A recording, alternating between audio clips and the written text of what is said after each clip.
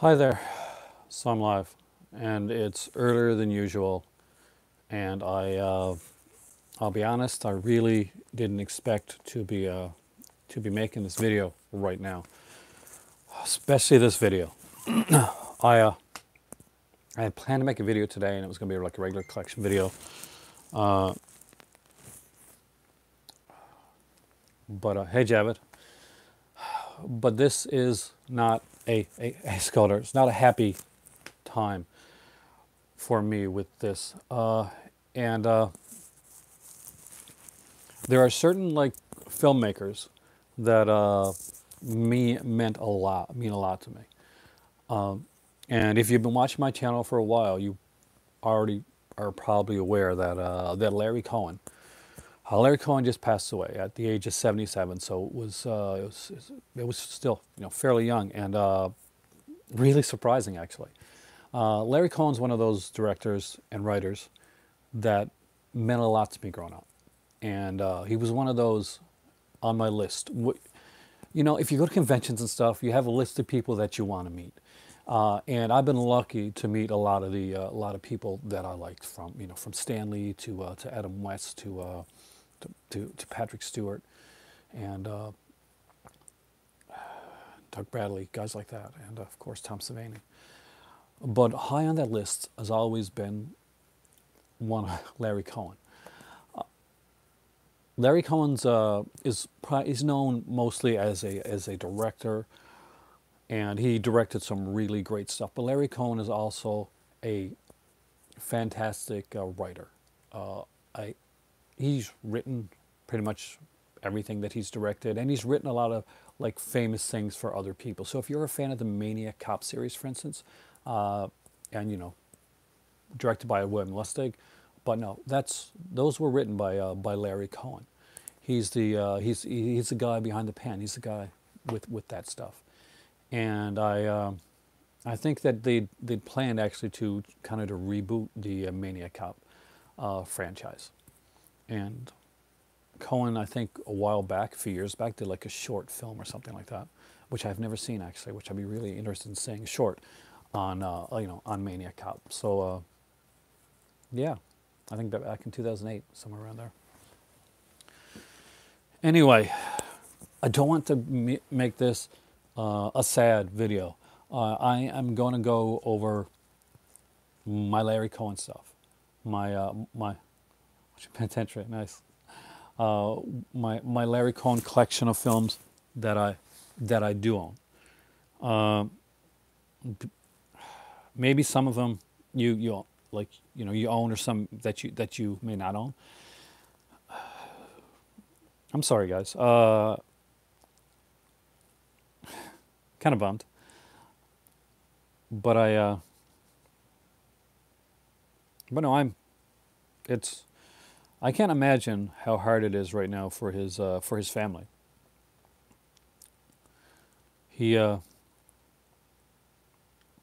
We shared a lot of like similar ideologies and stuff like that too. That I can say pretty pretty well. So you can. So we got a troll person come in, and I'm gonna say this right now, and I'm gonna be completely honest, and I'm gonna be completely blunt. Now's not the fucking time.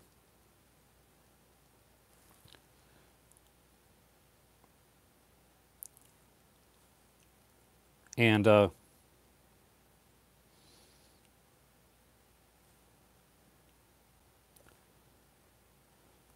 there's a lot of times when you can talk and stuff, and I know exactly where they're coming from, Javid, and I can tell you later on.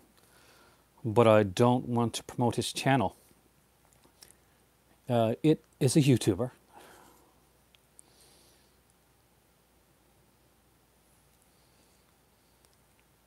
So,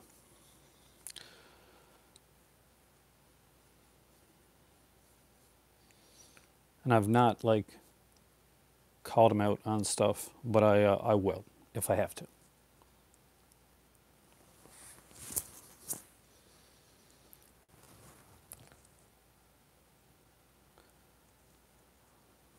Honestly, Javid, at this point, it's not even worth talking about. I talked, after I got off this video last night, a couple people contacted me and we knew who it was. This isn't a big surprise. We knew who there were three people mainly, and we knew who they were.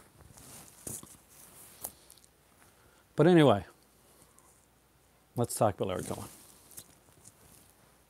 And what his work like. So Larry Cohen was the director of the It's Alive trilogy. He's like, that's, if you say the name Larry Cohen, most people will think It's Alive immediately. That'll be one of the big things that they'll talk about.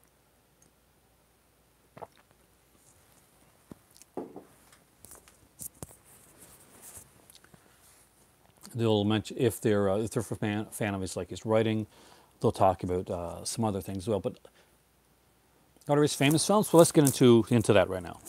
That's what I want to do. And this box set here is Q the Winged Serpent. It's a fantastic film, actually.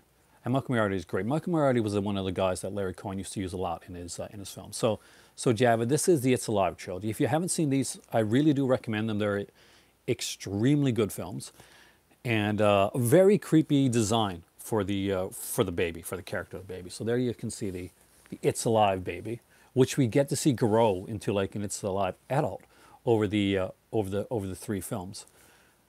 Extremely well done. And I watched these fairly recently, and yeah, if you haven't checked them out, they're really good. His writing is superb. He always has kind of like a social commentary, like kind of woven within his films. But definitely Scholar. These were great, and they went in different ways than you would expect. And the good thing is, there's not a weak part in the trilogy. It goes from starring from John Ryan and Sharon Farrell in the first one to having like Frederick Forrest and Kathleen Lloyd again in the second one. And we get to see John Ryan come back. Actually, the third film would have the stalwart actor that would be in most all Larry Cohen films, and that's Michael Moriarty. He was kind of, I see Michael Moriarty in Larry Cohen films as the voice of Larry Cohen. He just is incredible in this. We got like Lauren Landon, of course, who was in the Maniac Cop film, and we have like Karen Black here as well. So it was a great trilogy. So if you've never checked it out, I do recommend it. Scream Factory put this one out, and before, I think MGM did like a release, a 3-disc release of it as well. Next up is one that was mentioned here just a second ago, and that is Q the Winged Serpent, also put out by Scream Factory. This again stars Michael Moriarty, who would be in many of Larry Cohen's films. It is a great film. It does stop motion animation, which is something I'm a huge fan of. I'm a huge Ray Harryhausen fan. He did a lot of horror, Javid, but he did a lot of stuff that wasn't horror as well. Yeah, that's the thing. With his direction, a lot of it was horror, but he also had like kind of humor and a social commentary. He did like a lot of different stuff. There's a couple movies I'm going to show you that I got here that he wrote that aren't horror, so don't worry, you're going to see more than horror here. And he had a great voice when it came to writing. He was extremely well done. And this here is Q the Winged Serpent. So this is a really good one. You may think of this one as just a horror, but it's not really. There's a lot more to Q the Winged Serpent than just a monster type of film. It's way, way more than that. And I'm not even, let's see, I'm going to try and pronounce it. But Q the Winged Serpent is named after Quetzalcoatl. I think I got that around. Didn't like Q? I thought it was really good. So this is one that I saw back in the day on VHS. I didn't know who'd done it at the time, but it was one of those that really stuck with me. Now, one of my favorite personal Larry Cohen films. Thank you. Thank you, Levin. I appreciate that, because I actually am horrible at pronunciation for that stuff. My favorite Moriarty role in any Larry Cohen film is the next one.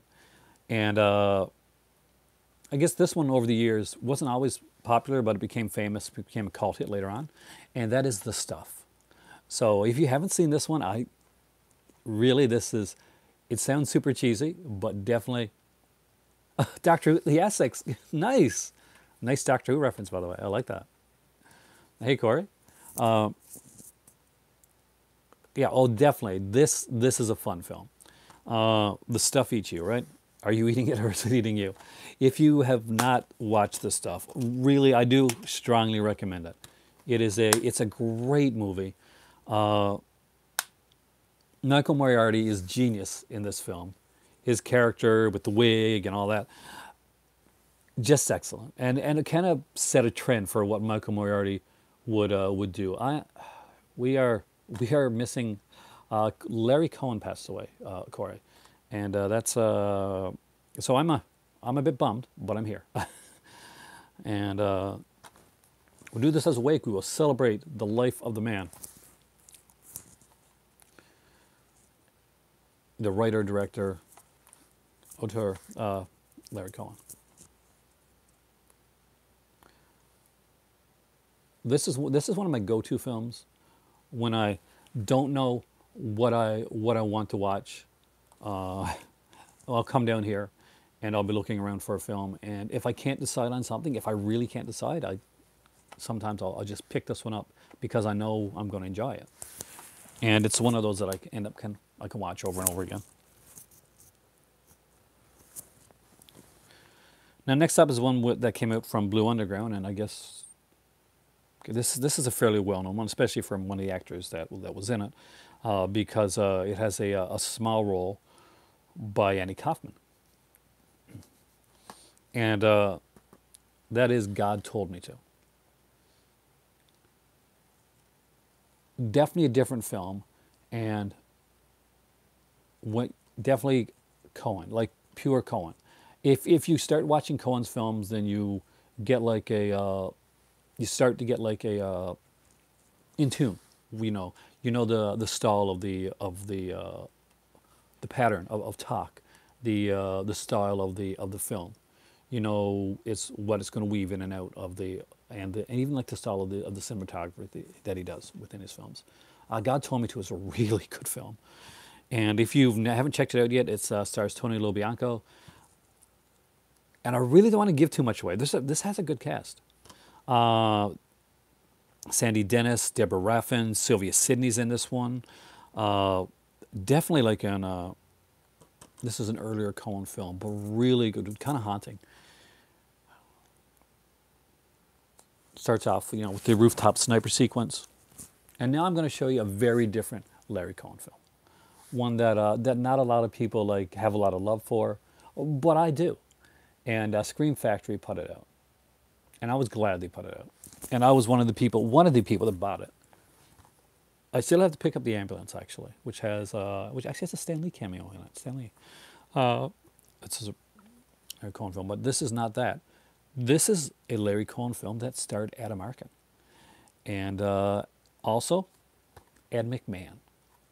So some of you guys here, you already know what the next Larry Cohen film I'm going to show is. And it's a silly film, but it's a fun film. And that's Full Moon High. Long before there was Teen Wolf, there was Adam Arkin in Full Moon High. It's you can see the werewolf makeup there on the back. What's really good, it actually has a Cohen commentary. Anytime you get a Cohen commentary, they're actually pretty good. And I got to listen to the commentary.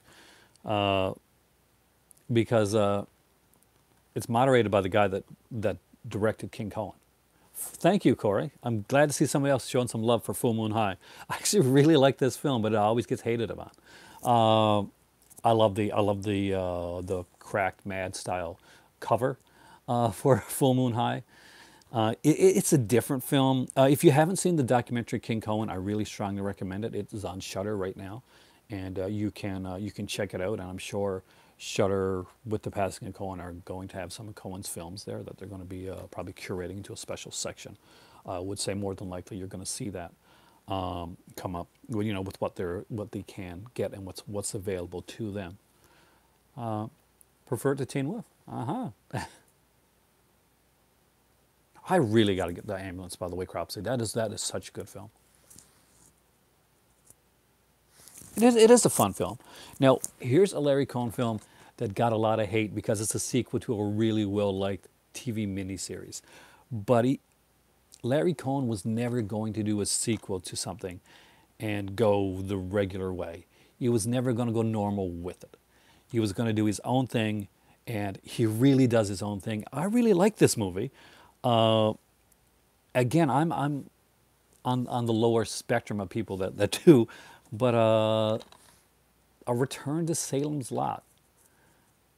Now, if you've seen this movie and you're like, oh my God, it's fun. It's very different. It's there's a stronger comedic aspect to this one. This is not the super horrific Salem's Lot that you're used to seeing.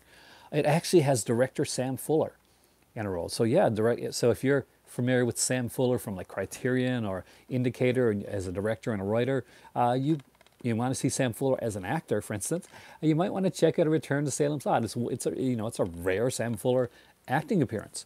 Again, they had a great cast. Michael Moriarty is in this one as well. We got Andrew Dugan here.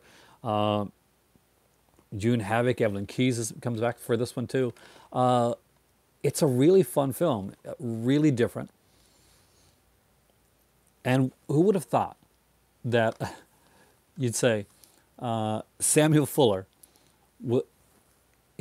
maverick director Samuel Fuller was acting in a Larry Cohen film. But he is. Now go into this knowing it's meant to be very different from the original Salem's Lot. It's meant to be its own thing. It's meant to be fun. And it is. And it's, and he does always, he always runs with a lower budget. But he does a great job with the budget that he has. And there's definitely a lot more humor to this one here.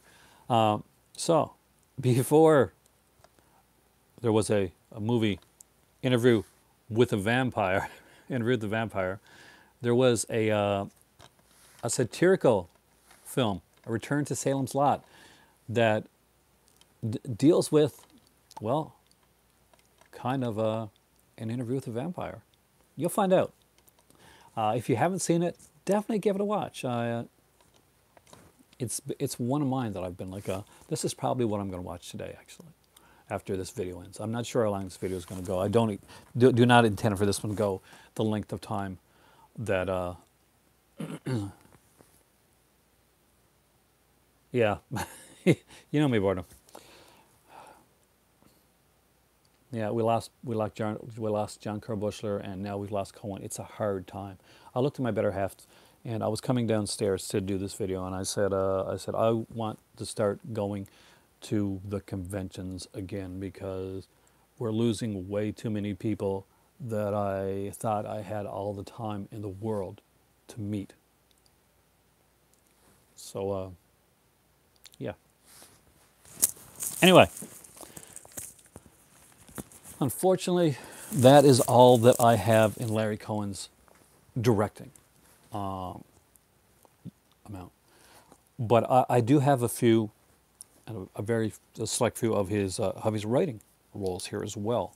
I guess I should talk about what is one of my favorite Larry Cohen scripts, and it's right here. You guys have seen me talk about this movie numerous times on my channel and talk about how this is one of my favorites. I've always loved Eye of the Jury. I've always loved this film, and I see it almost like a neo-noir. I love Armand Assante as, of course, Mike Hammer, and he does a great job. And this is,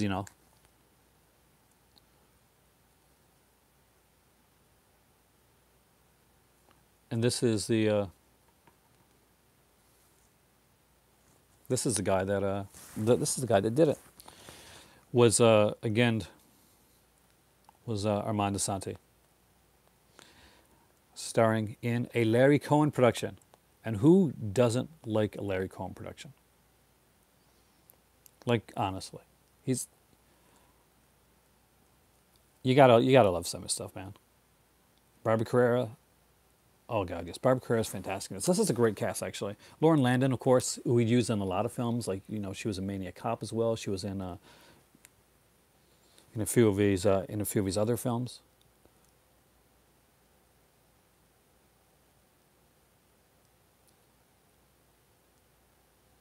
And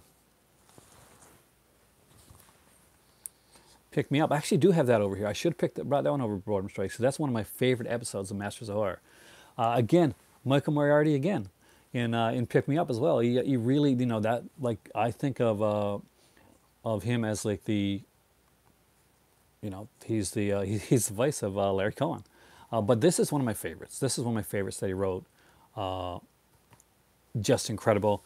Barbara Kerr, Alan King is in this. Jeffrey Lewis does a really good job in this, and Paul Sorvino. Great score, by the way, by Bill Conte, with the Jury. If you haven't picked up By the Jury from Kino yet, it's a great film written by Larry Cohen. So it's one that I do want to see. I'm just trying to get something to work here. I put up my my thing so that I could see the comments, but for some reason or another, it's not showing me the comments here. That would normally come up on the screen. Normally I'll see it, like I'll put up like a second screen. Mind you, the access from Manuel. So there you see. So there we go. See, this is normally how I'll like go, and I'll check the comments because they'll pop up on the screen. But if anybody knows why they're not popping up on the screen, definitely let me know. Oh, there we go. Because I pressed the wrong button.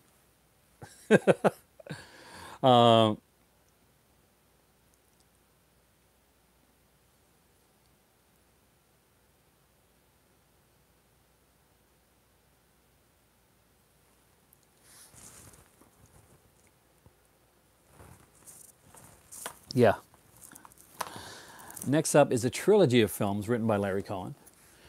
And I mentioned these earlier. These are ones that people will be very familiar with. And it is the Maniac Cop series.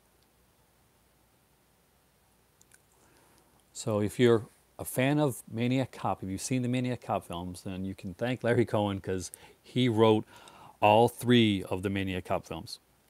Now, I think the third one maybe had a more less of his, like,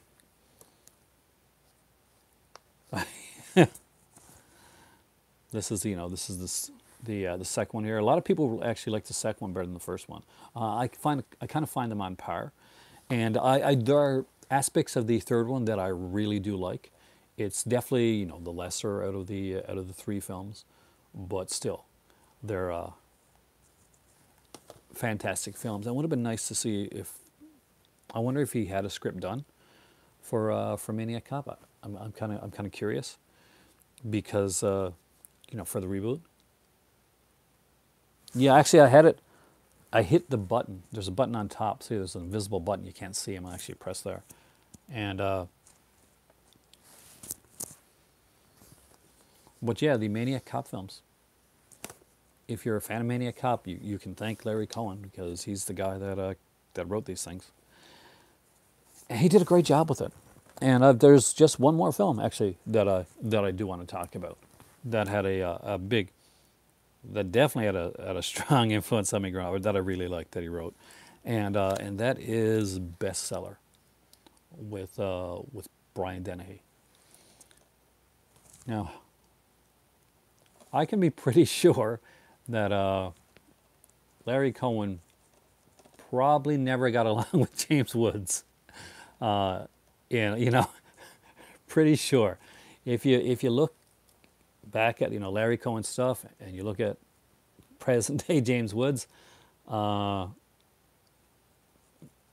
cannot see them coexisting in a room for a long period of time. Oh my God, can you see how bad that photoshopping is?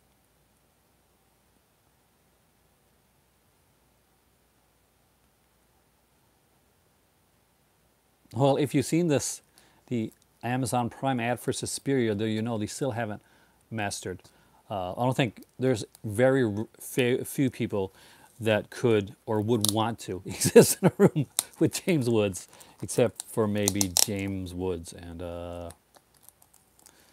yeah, I'm not gonna lie. I'll be honest. James was a bit on the crazy side. If you're not aware of that, then special effects I love. I don't own it though, Tyler. And Perfect Strangers as well. But I don't own either one of them. Sadly, I don't have a. Oh, did you check out his Twitter afterwards?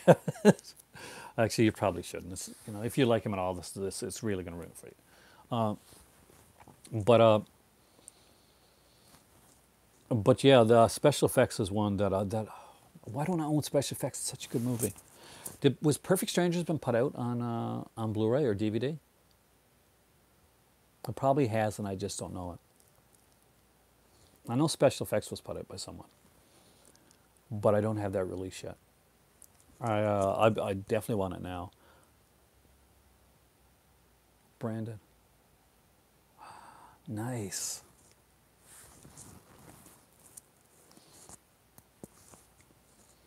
Yeah, he did a lot of TV work there. Did he create Branded? That's actually it.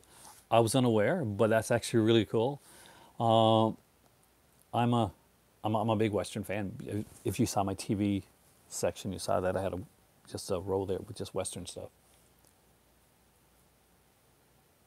Now that's an Al Jarreau song, and I probably pronounced his name wrong too. Uh,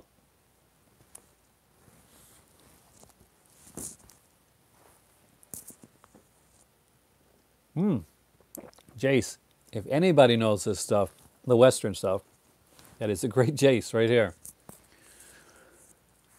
I really don't know. It's about to do it yet. How much farther or where I'm going in this video. I just knew that one of my all-time favorite directors passed, and I wanted to talk about it. And I knew I wanted to talk with you guys. That was important.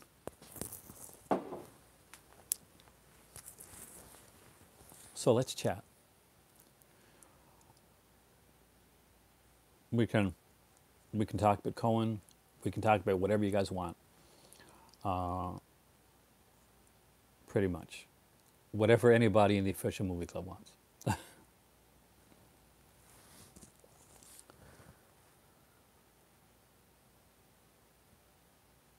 I worry about guys like Cohen getting forgotten. I really do. And I worry because I don't want Larry Cohen to just be Larry Cohen, the director of It's Alive, or Larry Cohen, the writer of Maniac Cop, because he did so much. It's just so good that we did get the King Cohen documentary. That is one thing that will that definitely helps cement the legacy of a director. And that's why a lot of these, like you're seeing a lot of these documentaries come in of like films, like horror films or franchises, or directors like King Cohen or De Palma. These are so important, and I'm so glad that this is a trend that we're getting right now. And Boredom Strikes is right. Every time you see this happen, when Jaron Carr Bushler died, when Larry Cohen passed, when Stan Lee passed, every one of those seems like the end of an era. It's one step farther away from that classic time that it used to be.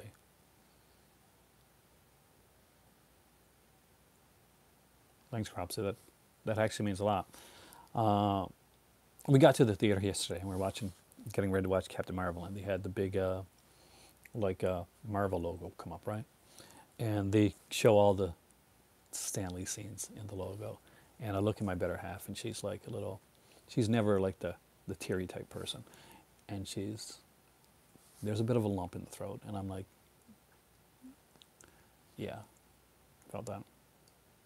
But thank you, Larry Cohen, for everything that you did and for making me notice, like from a young person, notice directing and notice directors and writers and make me want to write because you did that. I never got to tell you, but you did that. I had exercise books upon exercise books of stuff that I wrote as a kid, and even before I knew Cohen as the voice that he was, he was influencing me. Even back in the day, when everybody was hating on, she actually does like his stuff. Yeah, I kind of introduced her to Cohen.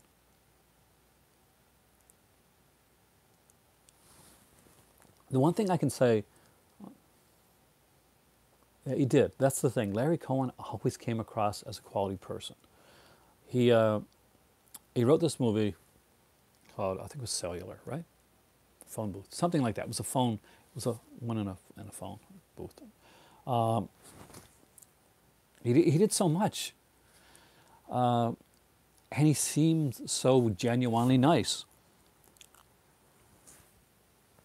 Phone booth. Thank you. Because I got this hope in here because of yesterday and things that happened. I try to keep it open on both sides now. But so I don't get to look back and say, okay, which one was it again? But I'm pretty sure you're right. It's phone booth. Directors, I think nowadays, thankfully, are getting more recognition than they used to back in the day.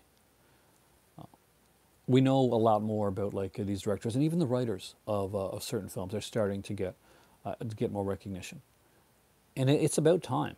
A lot of these were the unsung people for a long time. You never heard people talking about Larry Cohen, or you never heard people talking about Samuel Fuller back in there, or William Wellman, or any of those guys. Did he really? Okay, so there we go. He's like, phones, I can work with those. Phone booth, you were right though. Phone booth was one I was talking about. It's just a happy coincidence that Cellular was something that he worked on as well. But he was one of the greats. He was one of my favorites. And for a while, I didn't even know it. I just knew that I gravitated towards films that he directed and wrote. When everybody was hating on this film, Return to Salem's Lot, I didn't get it. I was such a huge fan by this film growing up. And for a while, I was ashamed to say I liked Return to Salem's Lot because it got so much hate.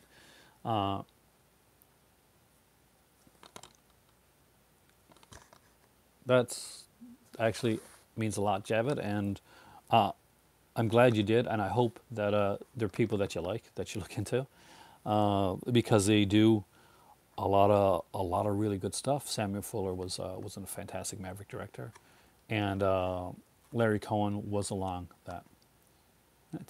There's a lot he did that people aren't aware of, because after he stopped directing, and even before he directed, he wrote, and he wrote after. He became, he was a writer.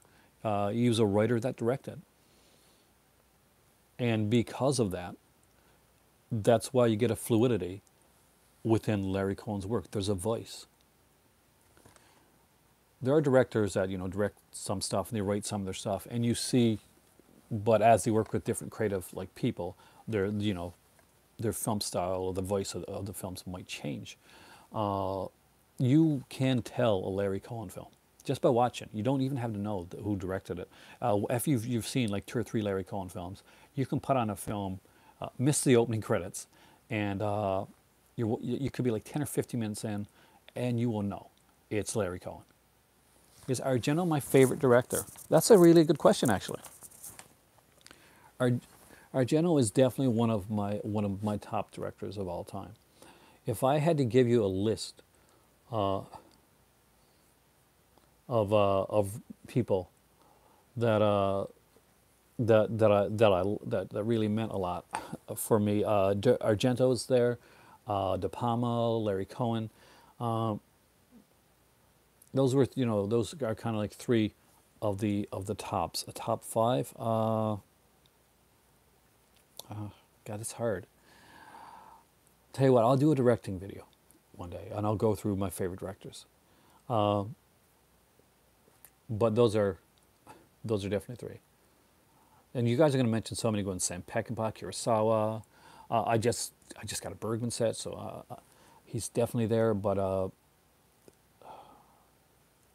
when I think of like tops right away, that you know, people that come out that come to mind, it's not usually the people that a lot of people think of. Obviously, Larry Cohen is not what a lot of people think of as a top director. Like, but Larry Cohen is one of mine. De Palma is definitely one of mine. Argento, Bob Clark, for the, you know, the stuff that he did, and Bob Clark was a very eclectic director. Everything from like from Black Christmas to Porky's, to A Christmas Story. Extremely different types of films, but he put definitive stamps on every genre that he did, which is incredibly amazing, and especially when you think about it now. De Palma, like yeah, is always been one of my favorite one of my favorite directors, and I hope to get to meet De Palma one day. Like there are so many greats. It's so hard to like the list the top five. Cropsey just mentioned Craven and Hooper. Of course, we got Carpenter, who's done so much great stuff. He's thankfully still with us. Craven and Hooper sadly aren't. Scorsese.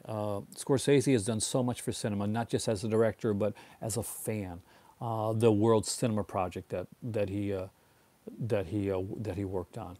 The fact that he is one of the leading contributors and on the board of the Marrakesh Film Festival, which is is a place where I am hopefully going to be in 2 years, and one of my dreams is to attend that festival, and hopefully meet guys like Scorsese, because it's a very big film festival, and it's had a lot of big people going there, and I'm excited to get to that actually. You definitely should. It's a fantastic little place, and oh, dude, if you are there, you have to let me know, because if I'm there at the time, there's a great coffee place there. We'll check it out. I kind of hope that Larry Cohen would have been one of those directors that would have go to like one of those festivals, because he's the type of guy that, you know, that would. But anyway, there we go. That's my Larry Cohen portion of this video. That's my tribute to the man himself. As for like, you know, I hope to attend some of the film festivals. I'd love to go to the one in Marrakesh. My sister-in-law, I guess my sister-in-law. What do you say that when you're married to someone and is it sister-in-law?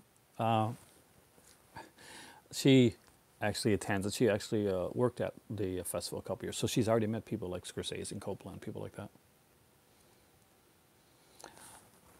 I have to say, Javed, there's only been one person that I've kind of met that wasn't really nice, and I always like to give the benefit of the doubt, because the thing is that conventions, and that you know, these people go there, and not always, you don't always get them at the right time, but for maybe for an ideology too. Me meeting Adam Baldwin, probably not the best move. Actually, I really like Savini, Cropsey. I know you had a different experience with him. I think we mentioned it before, but I met Savini around. Oh no, I never blocked you, dude. We're just talking about directors, and we're talking about the last of Larry Cohen. I was just a little bit of a different mindset there. So, but you're not blocked. You're obviously you're here. but uh, but yeah, I got to meet Savini, and I got to meet him at a good time. I was at a convention in Montreal, and they were doing like a. Oh yeah, Savini's like before Kane became a bit. Savini was the guy. Savini Javid is like the rock star of the makeup world. Look at movies like Maniac and Friday the 13th, the original Friday the 13th Part 4, the final chapter, The Burning, Dawn of the Dead. You know, that's all Savini's work. He does amazing Creep Show. All the effects there are work from Savini. The remake of Night of the Living Dead was directed by Tom Savini. Unfortunately, a lot of that was taken out of his hands, and he didn't get to make the film that he wanted to make. So I was in a convention in Montreal, and it was pretty early in the convention. I walked up, and Tom Savini was there. I had heard a lot of horror stories, so I was nervous. I knew that I wanted to go up, I wanted to talk to him, and a friend of mine who was a makeup artist as well. He wanted to be a makeup artist, and I ended up like working in art and visual arts and stuff like that. And I wanted to get a picture, an autograph picture for him too. And I was completely, I didn't know what to expect. There was a couple people that I was told, oh, this person's going to be mean to you. So I got up there, and I said, hey, when we started talking, we talked a bit about like Night of the Living Dead. We talked about some projects that he'd written, some scripts he'd written that he'd hoped to work on in the future, and he had there was a documentary on the life of Tom Savini that was being done at the time. It was actually made, and they were premiering it at a film festival that was upstairs. So we talked for about I don't know 15 or 20 minutes on different things, and I was really surprised, and then went like back that way a little bit later, and I was going through the convention, and he kind of stopped, said hi, and then I said I'd see him later on because he was going to be at the premiere of the documentary about his life. So I went to that later on that night. He had like a he was really shy. After the movie, you could tell that he was extremely nervous because the documentary on Tom Savini, I don't even think it's out yet. If it is, I'm not aware of it. It opened him up raw, and when he went up to speak to people at the after that, he was kind of unassuming. He said, I hope you like it. He said, it's not the editing's not all tight. It's not complete. But if you guys have any suggestions,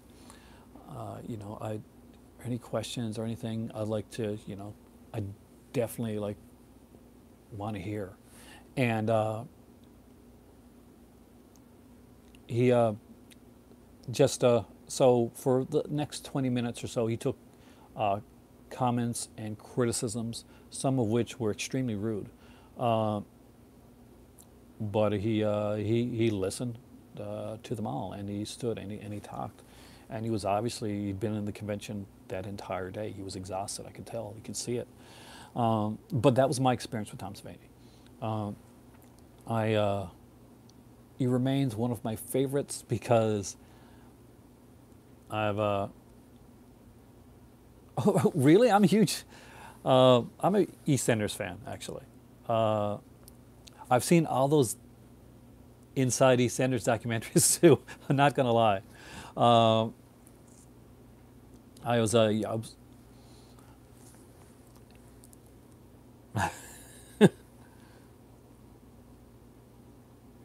It was actually one of the movies that Tom Savini has always wanted to remake. His children shouldn't play with dead things.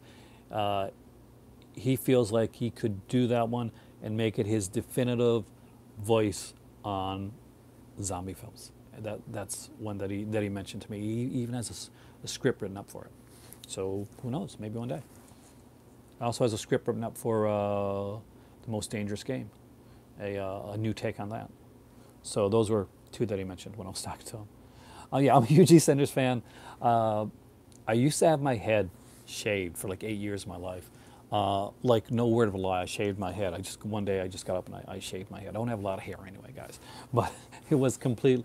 I was completely shaved. And one of the things that I remember, like here I am. So I'm a Mitchell brother, which I thought was kind of fun. Ooh, Coronation Street versus EastEnders. I like them both. I do. I'm like Coronation Street for me. You know who I like? You're gonna know. I'm a horror fan. I'm a spooky guy fan. Do you know which Coronation Street character that obviously is no longer in it that I really enjoyed? Want to see if Crapsy can get it. I think he would be able to get it actually. Hey there. Nope. But good character though. Richard Hillman. I'm a Richard Hillman fan. He was awesome. And I grew up watching a lot of like English television where I'm from Newfoundland, and we did show a lot of English programming, and I traveled different areas where they would have a lot of like British shows. So when I first saw Richard Hillman on Coronation Street, I was like, that's the dude from Grange Hill.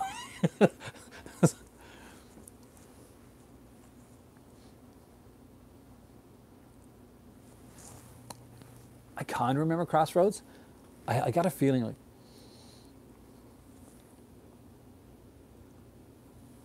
well, there. So for some of my UK brethren there, I'm sure at least some of you know Grange Hill, which is kind of like the UK's Degrassi. If that's the way I see Grange Hill actually, as UK's Degrassi, especially later Grange Hill. Not so much the early stuff.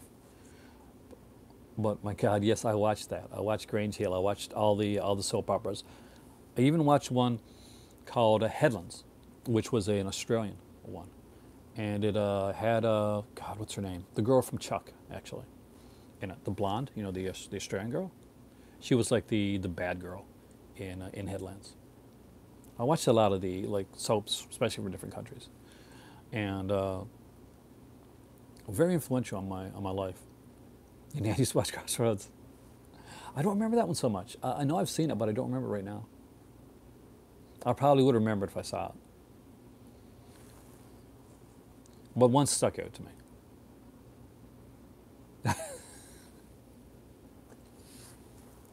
I remember way too much from Grange Hill. Whenever I meet somebody or talk to somebody from England, there's a couple of people that I've met recently. They're always shocked that I know what that is. I know what Grange Hill is, and then we usually fall into like a Doctor Who conversation. I was recently like at Walmart, and I was buying like what was I buying at the time? Super Smash Bros. Ultimate, I think. And because I'm a Switch guy, and the girl behind the counter, she was a nice lady, older lady, and she was obviously from the UK. And we started talking about like Doctor Who, and we talked a bit about Grange Hill, and a little bit about like Only Fools and Horses, which is one of my favorite shows. That's if you're really like like me, check out Only Fools and Horses. That was David Jason. Dave Jason rocks.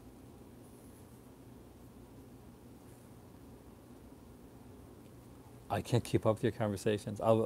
I'm trying to. I'm doing my best. But thank you so much, because I was really in a bit of a downer when I came on here, and you guys have really cheered me up a lot. So thank you. I did need to make this video. I really did. I kind of want to watch one of those EastEnders specials. Duff. Remember they did one like the best, who have got the most Duff. And Duff is like, for people that aren't aware,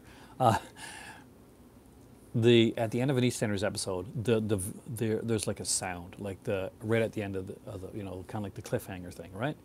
Like the duff duff, and they did like I think it was a 3-part special, right? Where the who like counting who got the most like big endings. Was it going to be someone like, was it Dirty Dan, or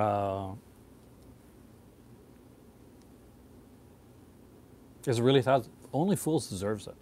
I love Only Fools and Horses. My only issue, and I will say this unequivocally right now, is that Only Fools and Horses should have ended with that auction episode where Del Boy becomes rich.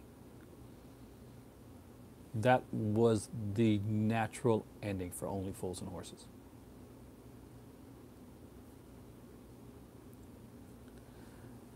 After that, it seemed like Trigger. Trigger was actually, if you're a Doctor Who fan, actually, Trigger is in the actor that played Trigger was the actor that brings back the Cybermen in Doctor Who, in the new Doctor Who series. He's a, you know, he runs that company that actually brings back the Cybermen in the alternate dimension. So if you watch Doctor Who, go back again. That's Trigger, and he's really good.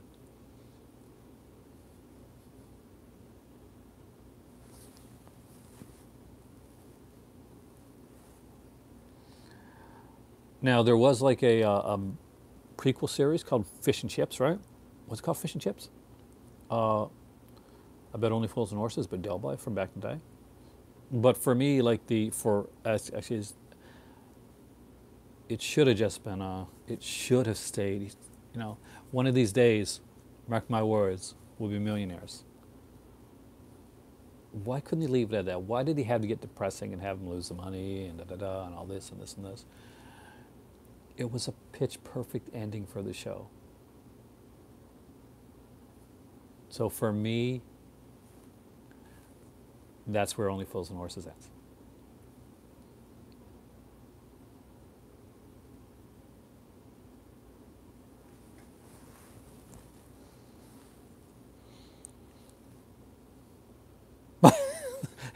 I often wonder, Jeff, if that scene, are you talking about the falling scene?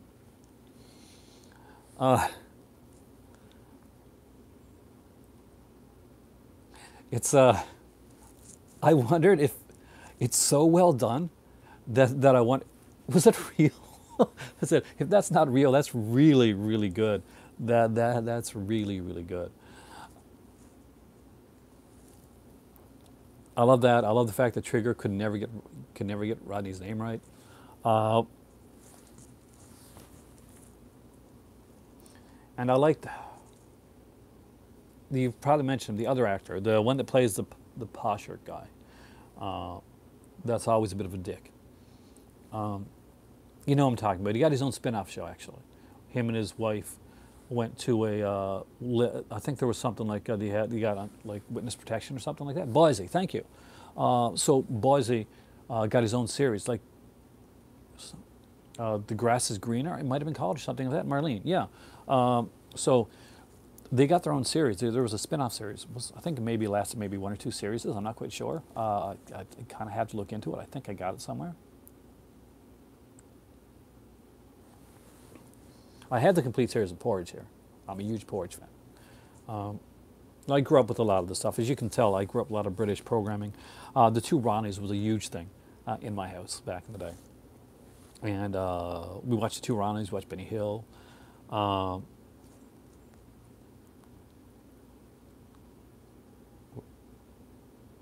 Yeah, I have seen Mind Your Language. I haven't watched as much of that one, though. I like the, what's that? There was like one called Extras, of course. For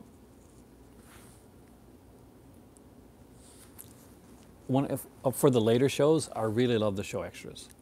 And there's if you haven't seen it, really watch, especially the first series of Extras. There's a Patrick Stewart episode on Extras, and it's bloody fantastic. Is It's just like, I've got an idea for a film.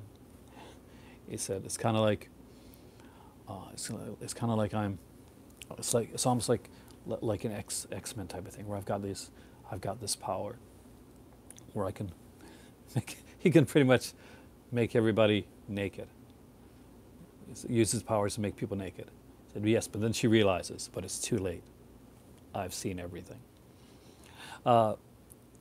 Trust me, you got to check it out.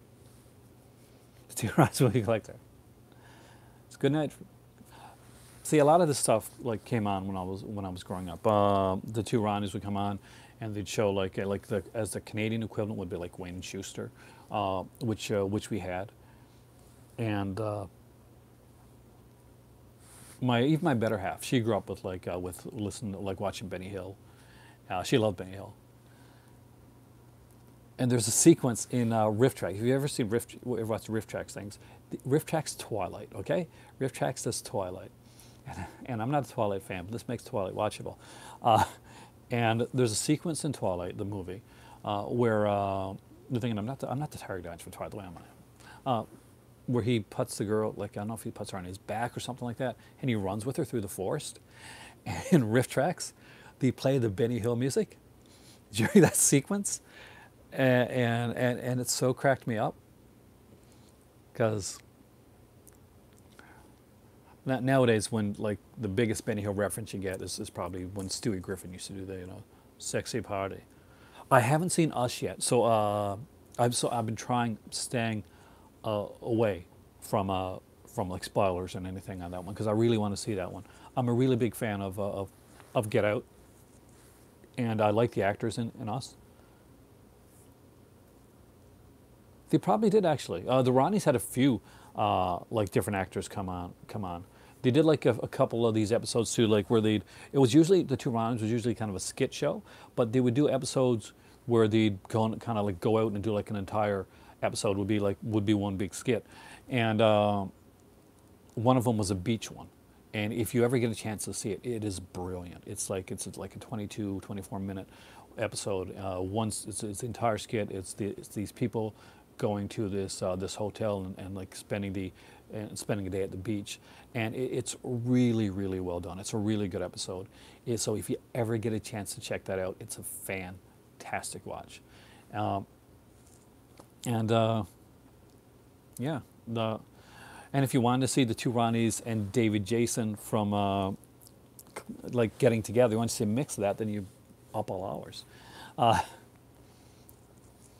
But yeah, this just turned into a revelation of my massive amount of television watching from the UK. I guess I do watch a lot of UK television. If you guys noticed when I did my tour, I had like a fairly decent Doctor Who section, and I've got the complete Blake 7 over there as well. I never thought I was going to get Blake 7, and I was asked about that in one of the comment sections. So you've managed to get, big Blake 7 fan. Nice to see Blake 7 in your collection, and it was so just such a surprise. How I got Blake 7 was one of those things. I got off. I was going to college at the time, and we went to where was it? Went to Salvation Army store. It was just down the road. And I used to go in every once in a while to check on, to see if they had any games or movies, that type of thing. And so I go there, and I look in the movies, and there's a few things there, a few British things, right? And then I get over to this case where they usually put a lot of their games in that, and any like game consoles, game systems. And I see laid out right next to each other, Blake 7 Series 1, Blake 7 Series 2, Blake 7 Series 3, Blake 7 Series 4. Somebody had a bunch of UK discs and had dropped them all off there, like literally 10 minutes before I got there. Needless to say, I grabbed all 4 immediately and came home and did like a Blake 7 marathon. And it had been years since I'd seen Blake 7. It used to show up on PBS, right? and for us anyway, showed up on PBS after they actually took Doctor Who off to put Blake Seven on. So when Blake Seven originally came on, I was like, you're taking the place of Doctor Who. I'm not sure if I'm going to like you. Same with Red Dwarf, right? I'm a huge Red Dwarf fan, but that again, that took the place of like of Doctor Who and Blake Seven. So it was a different time for that type of stuff. But I'm hopefully I'm not boring you guys. I'm sorry. Did I watch any Jerry Anderson? Yeah, I do have like a few in my collection. Javid, I got like the Thunderbird series. That's in my collection. Cleopatra. Which Cleopatra's? Anthony Cleopatra. I don't know if I've seen that actually, but I definitely want to check it out then.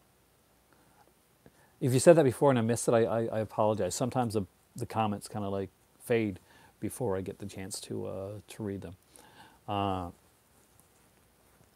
But yeah, I got to do eventually. What I'll do is I'll get all my British stuff together and I'll do like a complete, like, there's a woman from Superman 2 from V. Oh no, you're thinking about two different actors actually. The girl from Superman 2, she did like, she was in a lot of stuff. And the girl, and the girl from V was, oh my God, what's her name now? She had the puffy dynasty hair too. Or unless you're talking about the new V, then that's Marina Baccarin. Sarah Douglas, thank you. Oh, Sarah Douglas was in V? Who was she in V? I'm trying to think. I know her from Superman 2, but I've got the series of V. Which character was she? It's been a while since I've watched it. So Wolf can school me, and I actually like that because it means I forgot something. Oh, okay, thank you. Yeah. Oh, so Wolf, who has a much better memory than me.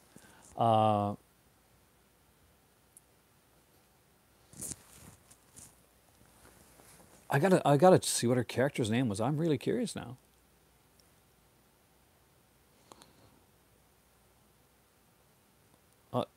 Wow.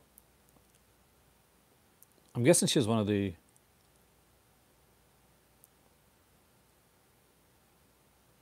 V, the final battle. There you go. All right. Huh. What was her character's name? Oh, I'm sorry. I had assumed, and you should never assume, that you were talking about Jane Badler, who I'm super big fan of.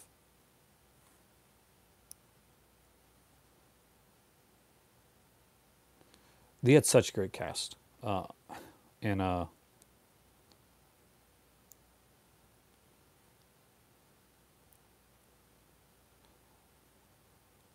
I'd forgotten Soap Danny was in it too, actually. To be completely honest with you, probably because there's only one episode. Like Pamela, she played Pamela in V. She was in V, the final battle. That's the miniseries with Michael Ironside. Seen the original V too? Well, it's all of it's original. She had,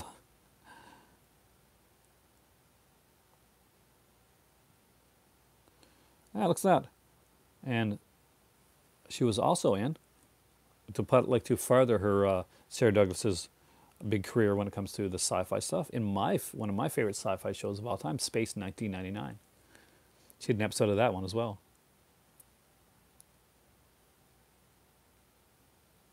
I've always been like a huge fan of that show.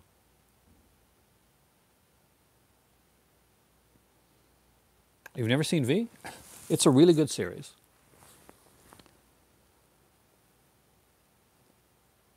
The one from Buck Rogers. Anyone want to do this one? With Daring. She was also in a show called Silver Spoons, too.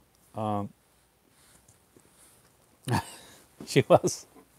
Aaron Gray, thank you. I actually literally bumped into Buck Rogers at my first convention.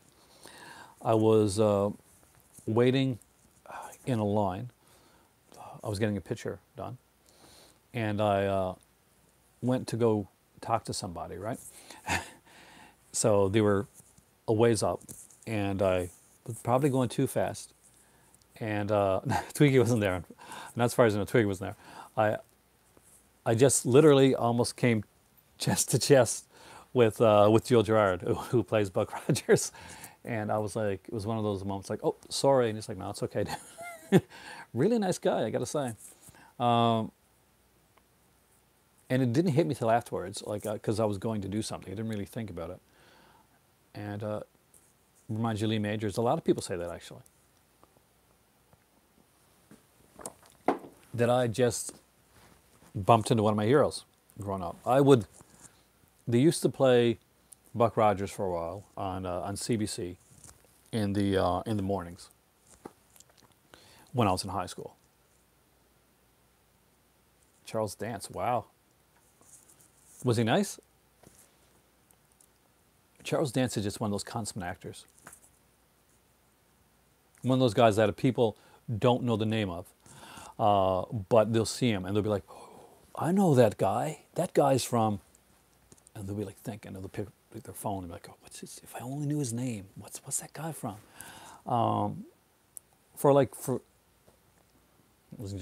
For guys like me, for instance, like Charles Dance, like I grew up in a time when Charles Dance was the Phantom of the Opera. In the miniseries was on TV that I really, really enjoyed.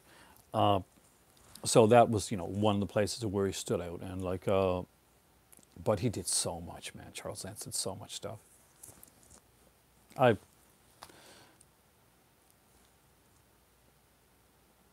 Yeah.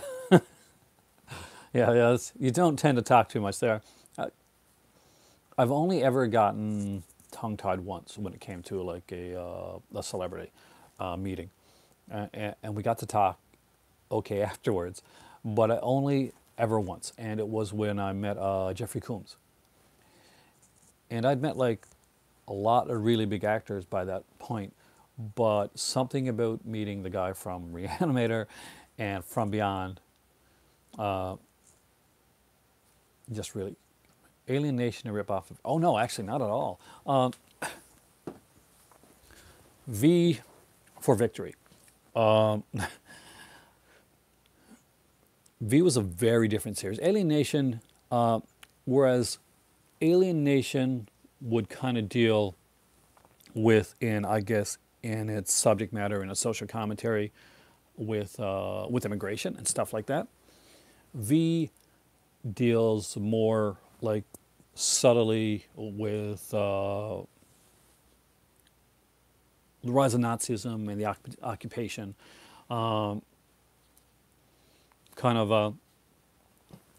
It's different. It's done. It's definitely two different like kind of political climates that they're talking about. There's actually a sequence in the miniseries, like where there's a group of people that become part of the alien group, and they all get red suits. And one is this kind of like this guy that's really, he's a bit of a disenfranchised whatever. So he literally turns on his family, and it's definitely, when you watch it, you can tell exactly what they're talking about in V. It's not that subtle, but it's extremely well done. And with Alien Nation, you don't know that the aliens are horrifically lizard-looking people that are evil in V. That's revealed over the course of the miniseries. When V the series came about, they actually have like a kind of a Casablanca type of thing with Robert Englund's character, who plays kind of like a friendly alien, and he's got a bar, Jesse, where the kind of aliens and people can come together. I thought V was really good, the original series anyway. I did not see a lot of the new series of V, so I can't really give you an opinion on the new V series. I really should watch it though, because I know Jane Badler did show up in at least the second season of it. But V only ran for like one series, and but that being said, V also didn't start out just as a Yes, we did actually. We talked about V in school. I had the comic books and everything. V started as a miniseries. It was a miniseries, and then they did a second miniseries called V: The Final Battle that was kind of supposed to end it off, and then there was a TV series, V: The Series, which only lasted for for a short period of time, and there was also a comic book by DC Comics called called V as well. I remember like rushing back to see V. I also there's certain shows that just stood out for me in my childhood. Yeah, me too. Michael Arndt was awesome. He plays Ham in the series V, and he's kind of the kick-ass guy because Mark Singer, you know, he's the star of V, and of course there's you know V. V was one of those big shows, and you know I'm older too, so Battlestar Galactica was another show, and Galactica 80 that that I remember watching at at the time, and like all those shows, like when you think of them now, like they're so well known, and they're you know so much part of like the science fiction like zeitgeist, but but when they originally came on, although you know we were talking about them, we were kids and we were talking about them and stuff like that. Unfortunately, Jesse Larry Cohen passed away. That's why my first 30, 40 minutes of this was pretty much going over his stuff. I'm a huge fan, but I'm sorry to have to give you the if you hadn't heard, but he's passed on. But the became such a huge thing. I mean, like Battlestar Galactica was a show that lasted not a very long period of time before he actually tried to save it by spinning it off into a series on Earth called Galactica 80 and really lowering the budget and taking most of the cast out of the show. V ran two highly successful miniseries before it became a TV series. It only lasted for like one season. And now these things are tremendously well known and well like lauded in the science fiction fantasy community. But back in the day, you know, that's like Night Stalker, Kolchak, Night Stalker. People loved the first two movies. Once the series came out, Monster of the Week thing, viewers didn't watch it. And there are people like me and Chris Carter, I guess, that didn't forget. That the geeks of the community that don't forget this stuff. I haven't seen it at all, actually. I think I saw like part of an episode. He will definitely be missed, Jesse. And we do talk about him a lot here. Like if you want to check out the first portion of the video later on, we actually go through a lot of his films and that. It's the original on Blu-ray. The only stuff that I've seen V on is on DVD, actually. I have never seen it go to Blu-ray. I know that the new series went to Blu-ray. I think, right? New series. Didn't it get a steelbook and everything? I might even have like the new series, or I was going to pick it up once, like one of the first season of it. But I've never watched it. But and I think I've actually got them put in a case. Hold on. Tell you what. Considering the way this day is going,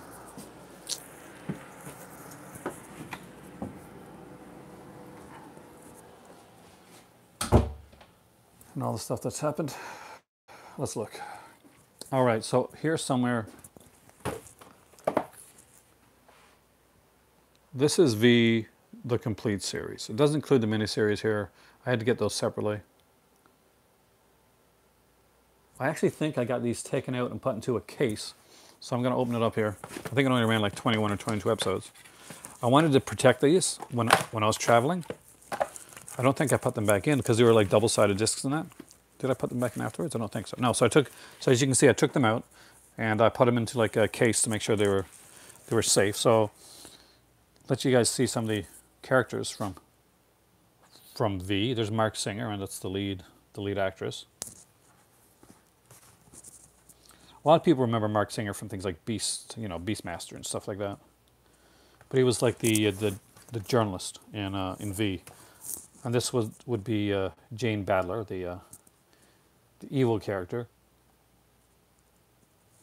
A lot of people would refer to V the TV series, and there you can see a young Robert Englund as Willie,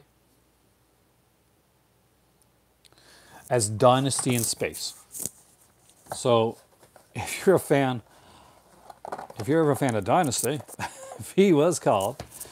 It was legitimately called Dynasty in Space for a while. So here we are in my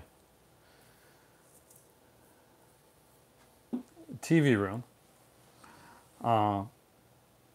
Once again, or as I call it, the secret room. Or you can probably see some of the stuff that I've talked about here. Shows like V, shows that I watched back in the day, like Max Headroom. Unfortunately, that is a great set by Shout Factory, but it does include the British original pilot for Max Headroom, which I remember seeing on VHS back in the day.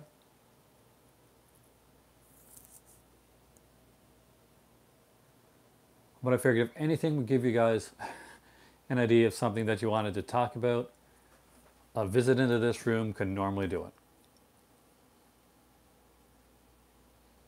Yeah, the 20 Minutes to the Future pilot, that's the one. Do I have Married with Children? Yeah, I do.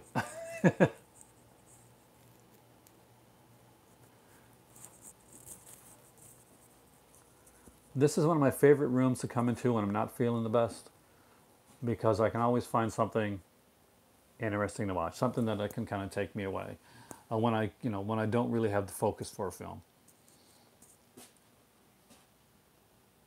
The Lone Ranger. Certain shows take me back to my childhood and to my youth. I remember watching Crime Story when it came on TV. I love the soundtrack to that.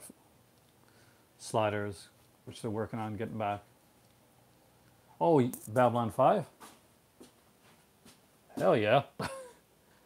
The TV series and the movies. I'm a huge science fiction fan, guys. I don't really talk about that a lot here on my channel, but I do like a lot of science fiction programming. There's my box of tissues I got in here for when I get a runny nose. I did like China Beach. I don't have China Beach, so I wish I did. I had like your brother's favorite show is Crime Story? Your brother has good taste. That was a good show. It really went over the rails when it did stuff like having the bad guys get caught in a nuclear blast, though. But it was still a fun series. Because, yeah, guys, that does happen. As you can see, we watch like the newer stuff, too. Like, my better half's a huge fan of Mrs. Brown's Buys. And speaking of a certain actor, speaking of Charles Dance, I have right here The Jewel in the Crown, which was this is the original,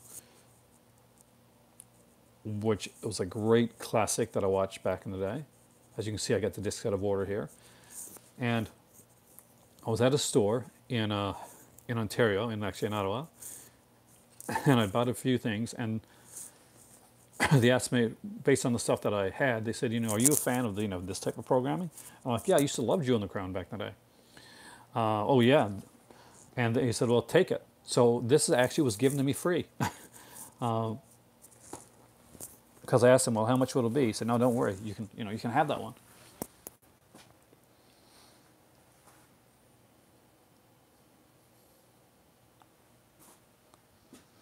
And yeah, that is definitely correct. That would have made Charles Dance, would have been a big thing to make him a name, even over here, like in Canada. There's a few shows that I'm still looking to get, especially in the British ones. I don't know if you guys remember a show called Lipstick on my collar, but I was a really big fan of that. It's okay. I mean, I thought it was fun. I mean, it's definitely worth a watch. If you're a wrestling fan, The Undertaker's in an episode in the second or third season. Dennis Potter, perfect. Yeah, I'm a huge Dennis Potter fan, singing detective. But I actually like this. Some people, it's a supernatural show. There is like a couple of the episodes, I think, got censored in some places because there's some, some nudity and some extra violence, especially the pilot. I think the pilot had some of that stuff in it. But I really like Poltergeist the series. There's so much livings that's sadly not on disc yet. Why won't they release it though? Black Eyes. Is there a reason for like it's not being released?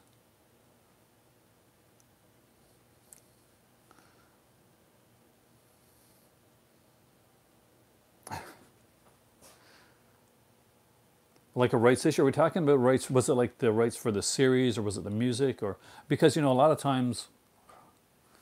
Oh yeah. But as mentioned earlier,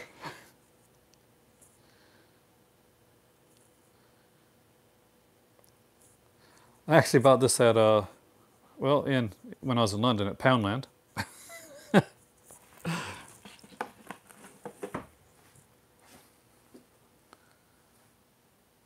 They had some pretty good stuff. I actually got Digging Up the Marrows in Poundland in London too.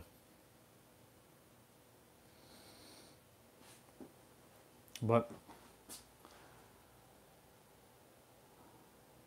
hope you guys don't mind this. I just felt the the urge to to come in here and to be a little active with this where we're going. One of my better half's favorite shows of all time is Farscape, and I have to concur. If you've not watched Farscape, you should definitely watch Farscape.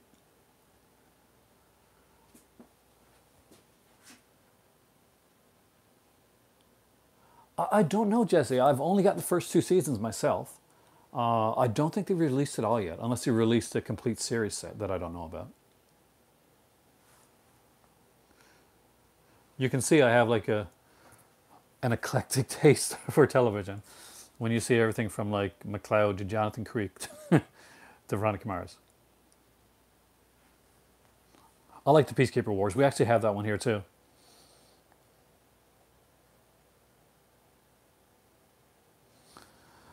One of the neat ones that I do like to show. Oh God, I gotta stop putting my finger on the camera. This was put up by Mill Creek, and this is the Primetime Crime, the Stephen J. Cannell collection. So what's really cool about this is it's a whole series of Stephen J. Cannell shows that didn't last, that didn't make it. So, and it has every episode of every series that did make it there. So we got like Missing Persons, all 18 episodes of that. Broken Badges, all 7 episodes of that one. Palace Guard, if you're a Santa Barbara fan, that's a girl who played Eden in Santa Barbara. All 9 episodes of that. And Unsub, which is kind of like Criminal Minds before there was Criminal Minds. All 8 episodes of that. And also has like some episodes of his more famous TV shows like Wise Guy, The Commish, Hunter, Cobra, Greatest American Hero, 10 Speed and Brown Shoe, Silk Stockings, 21 Jump Street, and Booker. I don't have any Prisoner in Cell Block H, actually. I haven't been able to come across it yet. I think I almost had one at one point, but I didn't.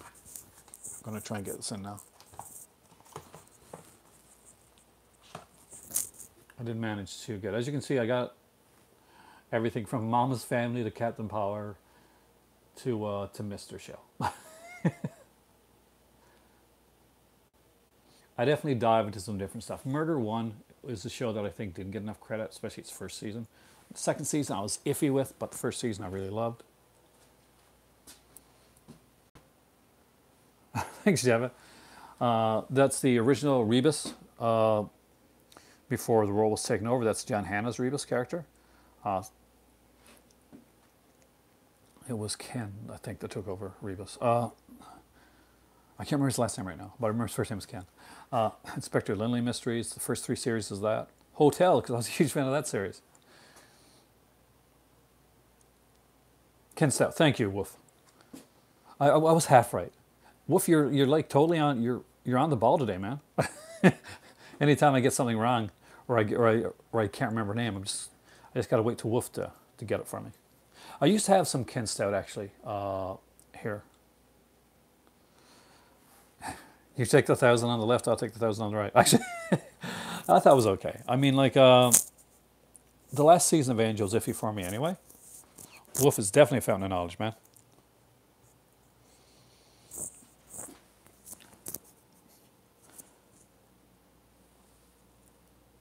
And just I was actually a fan of Flight of the Conchords, so that was really fun. I think, huh?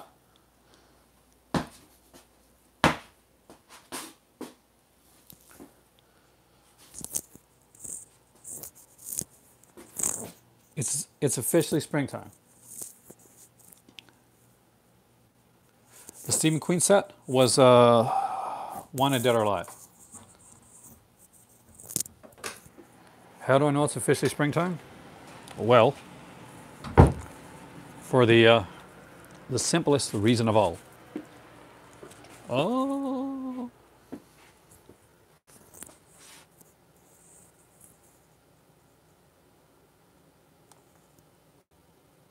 because I just had to kill an ant.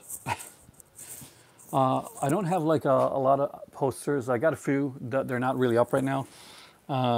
As for like, that is, well, my when I got to meet Gunnar Hansen. This is the picture that I got from Tom Savini when I got to meet him. This over here is when I met Doug Bradley and Sid Egg. And on a very, very different note, Kevin Sorbo. There's a whole bunch of pictures upstairs as well, but I won't go into them right now. But another time, I will actually do that. I'll show you the stuff there with like, with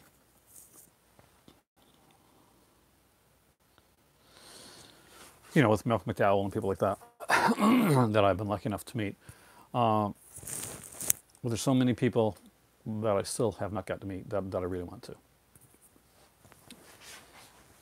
Well, guys, anyway, at just under 90 minutes, I'm gonna go watch something and just I got some laundry to do later on because I may be out of town tomorrow. So thank you so much. That's Crow be In Search of Darkness. That's nice. Definitely check out the In Search of Darkness documentary. There's a crowdfunding thing for it. It's going to be talking about 80s horror, and a lot of like YouTubers, actually a lot of YouTubers that I watch actually did portions of it. Like people that I watch, like I think like Brandon might have had, they might have interviewed Brandon or Cinemaskis, people like that. Anyway, guys, you guys are awesome. Like completely, truly awesome. I came in here pretty bummed, and I'm still a bit bummed. But I thank you because you helped cheer me up. And have a great evening. Watch a Cohen film in tribute of Larry Cohen. Go see the King Cohen documentary actually on Shudder. It's really good. It'll make you want to watch more of his stuff. Thank you guys so much today. You guys rock. And yep, I will talk to you guys soon. And hopefully I'll soon have a new mic. So I apologize if this mic is a little bit lower than what I